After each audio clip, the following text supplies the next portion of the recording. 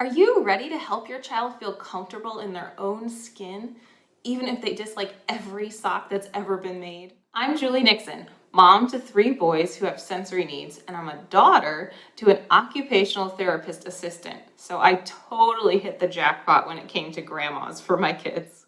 In the quiz, you identified your child as struggling with tactile issues. And I'm going to share a tip with you that you can do today to start seeing immediate improvement. Before I do, I want to thank you for taking the time to share your family situation with me. The free PDF you requested is headed to your inbox in about 10 minutes. While you wait, let me share the best sensory activity you can do for your child's sensory needs. I know what it's like to have a child with tactile sensitivities. Tags were a problem, socks were a nightmare, combing their hair was nearly impossible. I was convinced we need to join a nudist colony. I didn't realize it at the time, but tactile input is closely tied to the brain. The brain is constantly getting input from all sorts of sensory systems, not just via the skin, and it has to decide if those sensations deserve attention. For some kids, their brain is under-receptive to tactile input, so the sensations get lost in the shuffle. This causes them to seek out the touch they need and crave.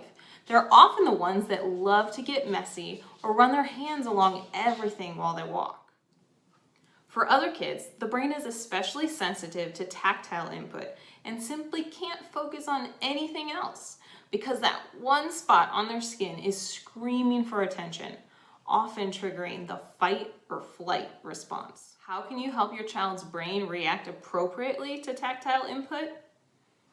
Proprioception. Yep, that is the best sensory activity you can do. It's the key to a happy sensory brain. Proprioception is the input that's received from the joints and the ligaments of the body. It creates body awareness and it thrives on weight and heavy work. Common proprioceptive activities include jumping, climbing, pushing, pulling, weighted blankets, and big hugs. Something about our bodies craves this proprioceptive input, and when we get it, it's like our brain can handle whatever life throws at it, including textures and touch. So when you're looking for sensory activities, start with the proprioceptive ones. Do sensory activities every single day. You'll be shocked at the difference that consistent proprioceptive input can play in your child's tactile issues. Now you can take this tip and start seeing results right away. But I also know, as a fellow sensory parent, that it is hard to figure out what's a sensory issue and what's just a behavior problem. I know that sensory needs seem to always be changing and inconsistent. Sensory processing is complicated. It's not black and white, and it's hard to know who to turn to for help. And that's why I created the Newbie's Guide to Sensory Processing.